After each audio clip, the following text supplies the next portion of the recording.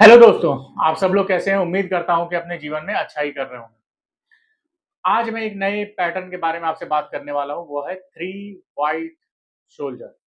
कल मैंने three black cross के बारे में डिस्कशन किया था। यदि आपको वह वीडियो देखना है तो आप डिस्क्रिप्शन में दी गई लिंक पर जाकर क्लिक कर कर देख सकते हैं या हमारे चैनल पर डायरेक्ट जाकर आप व्यू कर सकते हैं। आज मैं उसी के एक काउंटर पार्ट की बात करने वाला हूँ, three white soldier. Three black cross में काउंटर पार्ट में कह रहा हूँ, इसका मतलब हो गया कि थ्री ब्लैक रोज में जिस तरह मार्केट अप ट्रेंडिंग से डाउन ट्रेंड की ओर चेंज करता है, उसी तरीके से थ्री वाइट सोल्जर है, मार्केट डाउन ट्रेंड से अप ट्रेंड की ओर चेंज करता है।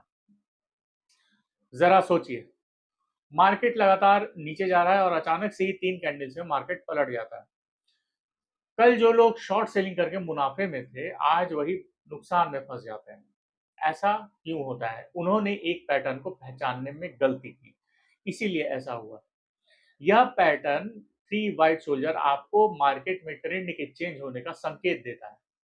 Hi, I am Kumar Vishal. I am stock market educator and BTech in computer science. I also have worked as a government employee in Ministry of Consumer Affairs.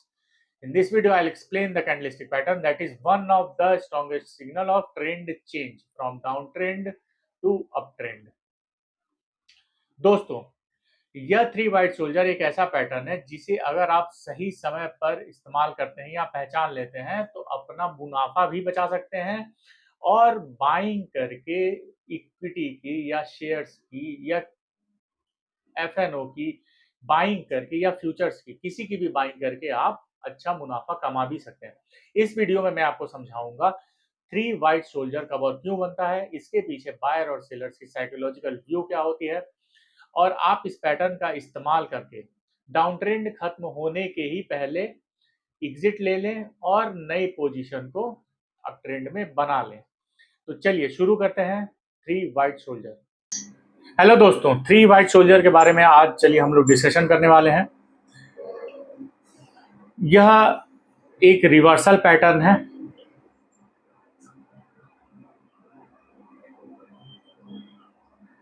Okay, market जब अब trending में रहता है तो वहां पर थ्री ब्लैक क्रोस का formation होता है। ये हम लोगों ने पिछले क्लास में बात करी थी और वहां से मार्केट डाउनसाइड ट्रेंड चेंज करके डाउनसाइड रिवर्सल एक देता है।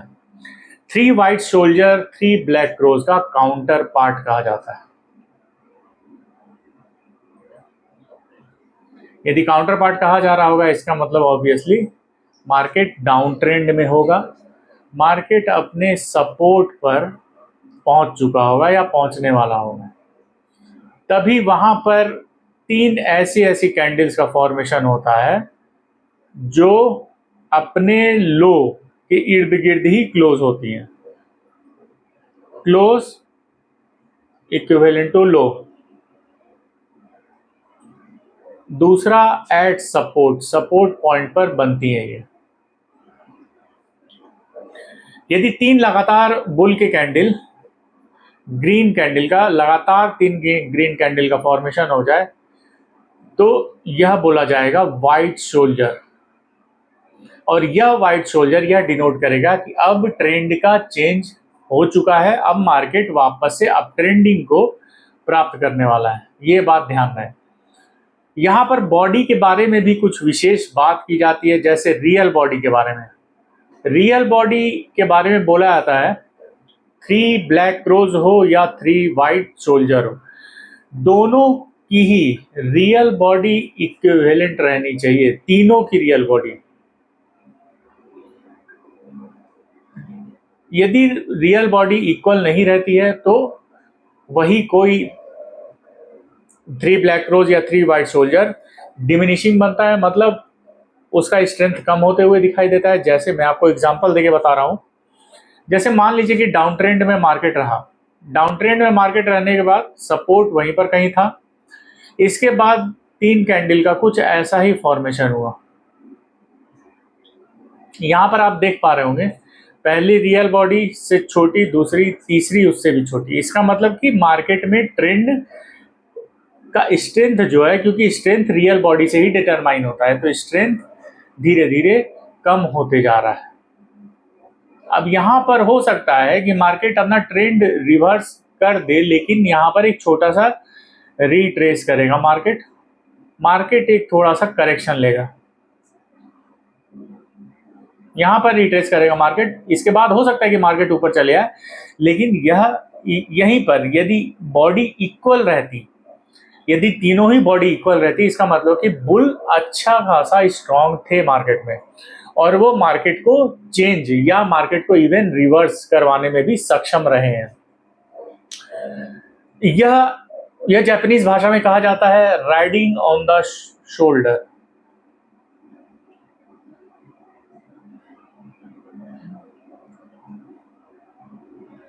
राइडिंग ऑन द शोल्डर मतलब आप कंधे पर बैठ के राइड कर रहे हैं, मतलब यह एक अप ट्रेंडिंग का पोजीशन है। अब मार्केट 3 वाइट शोल्डर में कुछ कुछ इंपॉर्टेंट पॉइंट्स हैं, वो मैं आपको लिख दे रहा हूँ, आप एसएल किधर लगाएंगे और एंट्री किस पोजीशन पर लेंगे। ध्यान रहे एंट्री हमेशा थर्ड कैंडल के बनने के बाद ली जाती है। यहाँ पर कुछ साइकोलॉजिकल इम्पैक्ट भी है, पॉइंट टू बी रिमेंबर्ड। सबसे पहला पॉइंट है एसएल। एसएल आप लगाइएगा फर्स्ट कैंडल के लो पर, ओके। दूसरा इंपॉर्टेंट पॉइंट है बॉडी इक्विवेलेंट होना चाहिए।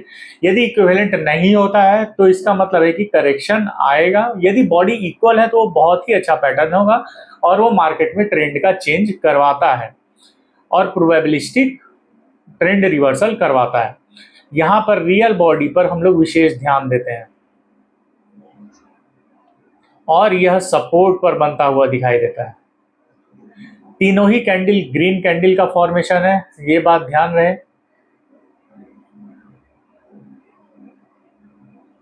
ओके, इसके बाद एक छोटा साइकोलॉजिकल व्यू है। जैसे हम लोगों ने बात करी थी बुल और बियर के काम करने के तरीके में थोड़ा अंतर होता है, यह था तीसरा पॉइंट। मैं चौथा पॉइंट भी लिख दे रहा हूं। हमारी एंट्री होगी entry after the third candle formation. तीसरे कैंडल के बनने के बाद चौथे कैंडल पर हमारी एंट्री होगी। तो तीसरे कैंडल का यदि हाई टूट जाता है तो फिर हमारी एंट्री वहां पर होगी। लेकिन आप ध्यान रहे 3 वाइट शोल्डर में हमेशा इस बात का ध्यान रखेंगे कि रियल बॉडी डिमिनिशिंग है या रियल बॉडी दूसरे की रियल बॉडी पहले से तीसरे की कंपैरेटिवली दूसरे से रियल बॉडी में उछाल है कि नहीं, ये बात आप विशेष ध्यान रखेंगे एंट्री लेने के पहले। ऐसा इसलिए होता है कि बुल्स के और बियर्स के काम करने के तरीके में अंतर होता है। यदि यही बियर का 3 ब्लैक क्लोज रहता तो मैं बोलता कि 3 लगातार रेड कैंडल बनने के बाद ऐसा फॉर्मेशन आना, मार्केट में पैनिक लिक्विडेशन भी आ सकता है, बहुत तेजी से मार्केट डाउनफॉल भी कर सकता है।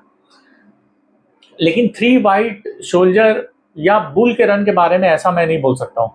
ऐसा इसलिए भी नहीं बोल सकता हूँ क्योंकि बुल हमेशा पहाड़ को चढ़ता है तो वो हमेशा अपने सपोर्ट को ध्यान में रखते हुए चढ़ेगा, वो बियर की तरह मूव नहीं कर जाएगा, अचानक से ही डाउनसाइड या अचानक से ही अपसाइड मूव नहीं करेगा। तो ये बात ध्यान रखना है कि यदि रियल बॉडी डिमिनिशिंग है, रियल बॉडी छोटी हो रही है, तो वहां पर वेट करना है एक मार्केट में रिट्रेसमेंट का। रिट्रेस करे मार्केट, इसके बाद जैसे ही हाई को तोड़े तब वहां पर एंट्री हमारी बनेगी। रिट्रेसमेंट जैसे 3 कैंडल का फॉर्मेशन हुआ, 3 कैंडल के फॉर्मेशन के बाद मार्केट रिट्रेस किया, इसके बाद जैसे ही हाई को तोड़ा हमारा एंट्री वहां पर बन सकता है। लेकिन यदि तीनों कैंडल का बॉडी बराबर हुआ तो हम लोग एंट्री बना सकते हैं। लेकिन ध्यान रहे विशेष कि यहाँ पर एसएल ज्यादा हो जाता है जो कि बायर्स के लिए अच्छा नहीं समझा जाता है।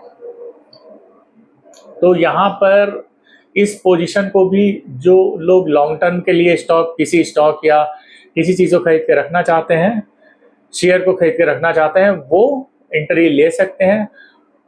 स्कैल्पर के लिए तो यह मूव पार हो गया रहता है क्योंकि 3 कैंडल बन चुका होता है, तो स्कैल्पर के लिए ये बहुत अच्छा एंट्री मैं नहीं समझता हूँ। मैं यह समझता हूँ कि ये लॉन्ग टर्म इन्वेस्टर जो होते हैं उनके लिए बहुत अच्छा एंट्री प्रोवाइड कर सकता है यदि वो कैंडल के रियल बॉडी और सपोर्ट पर बनते हुए 3 वाइट शोल्डर पर विशेष ध्यान देता हूँ।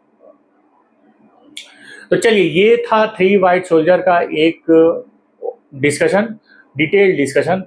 आप 3 व्हाइट सोल्जर को चार्ट पर भी बनते हुए देख सकते हैं। चलिए चार्ट पर मूव ऑन करते हैं। यह है क्रूड का chart weekly time frame basis पर। यहां पर यह है 3 व्हाइट सोल्जर, यह भी है। यहां पर कैंडल का बॉडी धीरे धीरे बढ़ रहा है, तो यह भी 3 व्हाइट सोल्जर का ही फॉर्मेशन है। और मैं आपको यदि दिखाना चाहूं तो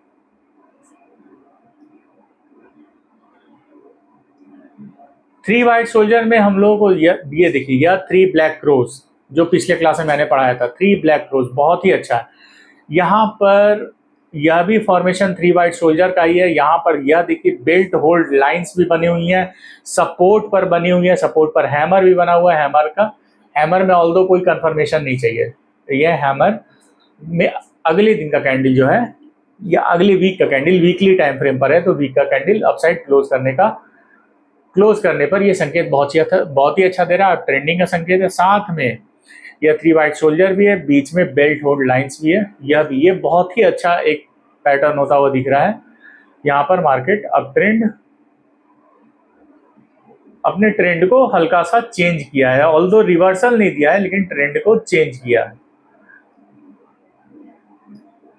तो चलिए, आप भी अपने अलग अलग टाइम फ्रेम पर अलग अलग चार्ट्स में 3 व्हाइट सोल्जर, 3 ब्लैक क्रोस या पिछले क्लासेस में मैंने जो पढ़ाया हुआ है बाकी सारे कैंडल्स को भी ढूंढने का प्रयास करें। तब तक अगली क्लास में मिलते हैं कोई नए टॉपिक के साथ।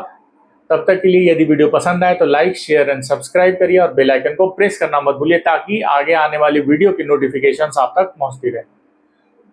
चलिए, खुश रहिए, आनंदित रहिए। धन्यवाद।